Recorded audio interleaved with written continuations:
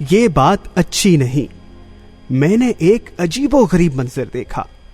لوگوں نے ایک شخص کا منہ کالا کر کے اسے گدھے پر سوار کر رکھا تھا اور شہر کے بچے اس کے پیچھے پیچھے شور مچاتے جا رہے تھے۔ گدھے پر سوار شخص خاصا پریشان تھا۔ میں نے معاملہ پوچھا تو پتا چلا کہ شخص چند روز قبل ایک لڑکی اغوا کر کے لے گیا تھا۔ آج محلے والوں کے قابو آ گیا تو انہوں نے اسے سزا دینے کے لیے منہ کالا کر کے گدھے پر بٹھا دیا اور اب اسے تھانے لے جا رہے ہیں۔ اگلے ہی روز میں نے پھر یہی منظر دیکھا، لیکن اس بار ایک شخص گھوڑے پر سوار تھا۔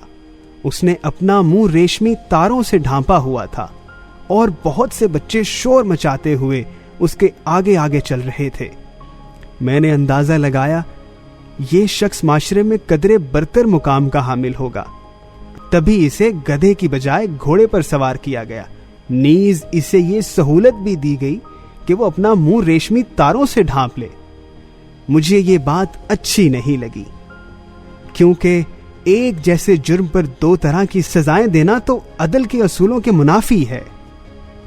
یہ عطاء الحق قاسمی کی ایک ننھی سی تخلیق ایک غیر ملکی سیاح کا سفر نامہ لاہور کا ایک ٹوٹا ہے، جس کے بارے میں میرا خیال ہے اگر عطاء الحق قاسمی آج سے 10-15 برس پہلے ہی لکھنے لکھانے سے تائب ہو جاتے تو بھی یہ سفر نامہ انہیں اردو ادب میں 2-4 صدیوں تک زندہ رکھنے کے لیے کافی تھا۔ آج سے 1.5-2 برس پہلے جب میں نے ان سے اس سفر نامے کی وجہ تخلیق پوچھی تو قاسمی صاحب نے اپنے صدا کے تر و تازہ لہجے میں جواب دیا، جن دنوں پاکستان کا ہر ادیب، شاعر اور دانشور یورپ کے جھوٹے سچے سفر نامے گھڑ رہا تھا تو میں نے سوچا کہ اگر کوئی غیر ملکی سیاح لاہور آئے، چند روز یہاں رہے اور واپسی پر اسے سفر نامہ لکھنے کی شہوت ہو تو وہ ہمارے بارے میں کیا لکھے گا۔ بس یہی سوچنے کی دیر تھی، پورا لاہور میری نظروں میں گھوم گیا اور میں نے عطاء الحق قاسمی کی جگہ ٹام بن کر یہ سفر نامہ لکھ مارا۔ بہرحال ایک غیر ملکی سیاح کا سفر نامہ لاہور کی وجہ تخلیق کچھ بھی ہو، یہ عطاء الحق قاسمی نے قاسمی بن کر لکھا ہو یا ٹام ڈک یا ہیری بن کر، یہ طے ہے پاکستانی معاشرے پر اس سے خوبصورت طنز، ہماری غیر فطری روایات پر اس سے بڑی پھبتی اور ہماری اجتماعی بیمار سوچ کا اس سے بڑا آپریشن آج تک ادب میں نہیں ہوا اور نہ ہی کبھی ہوگا۔ آج صبح جب میں نے اخبار پڑھنے شروع کیے تو میں نے بھی ایک غیر ملکی سیاح کے سفر نامہ لاہور کے مصنف کی طرح ایک عجیب و غریب منظر دیکھا۔ ایک معاصر اخبار کے صفحہ اول پر ایک گدھا گاڑی کی تصویر چھپی تھی۔ گاڑی کا مالک گدھے کی پشت پر ہاتھ رکھے پیدل چل رہا تھا۔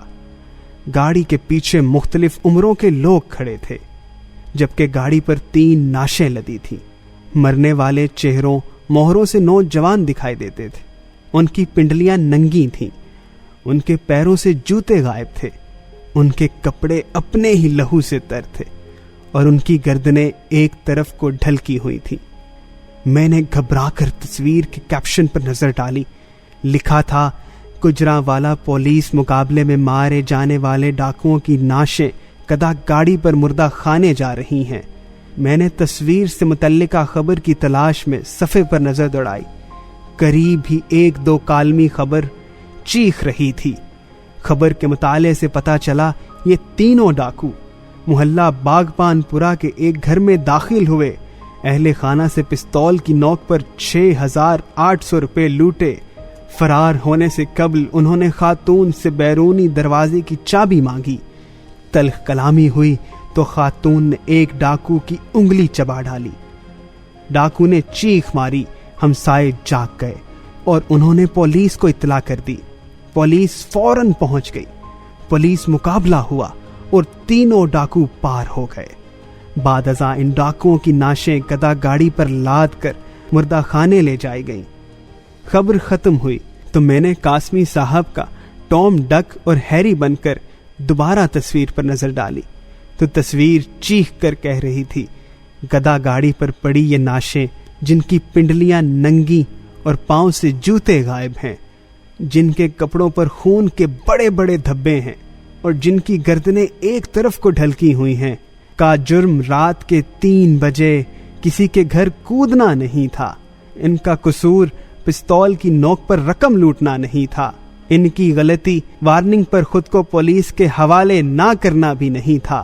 ان کا جرم تو فقط اتنا تھا کہ انہوں نے 6,800 کی بجائے 6 ارب 8 کروڑ روپے نہیں لوٹے تھے۔ ان میں سے کوئی بینک ڈیفالٹر نہیں تھا۔ ان لوگوں کا نام ECL پر نہیں تھا۔ انہوں نے کوئی سرے محل نہیں خریدا تھا۔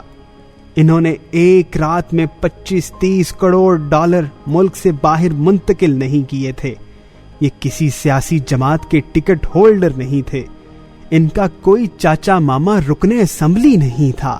ان کا کوئی تعلق کسی جاگیردار، سیاستدان اور بیوروکریٹ گھرانے سے نہیں تھا۔ انہوں نے کوئی کوآپریٹو سوسائٹی نہیں بنائی تھی۔ کوئی حمید اصغر کدوائی ان کا دوست نہیں تھا۔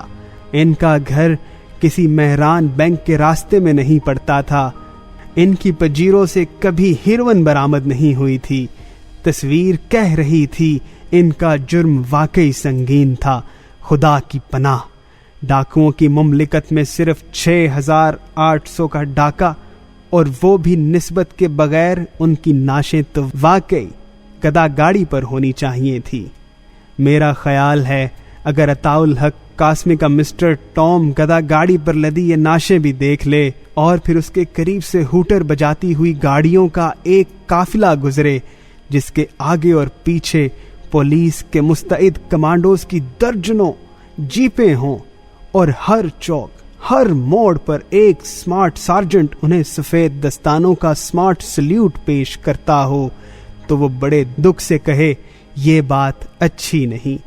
ایک ہی جرم پر 2 طرح کی سزائیں، ایک کو پولیس ناش بنا کر گدا گاڑی پر ڈالے لے جا رہی ہے اور دوسرے کو بلٹ پروف مرسیڈیز میں ہوٹر بجاتے ہوئے، سلیوٹ پیش کرتے ہوئے۔ یہ تو بڑی زیادتی ہے، یہ تو کوئی انصاف نہیں۔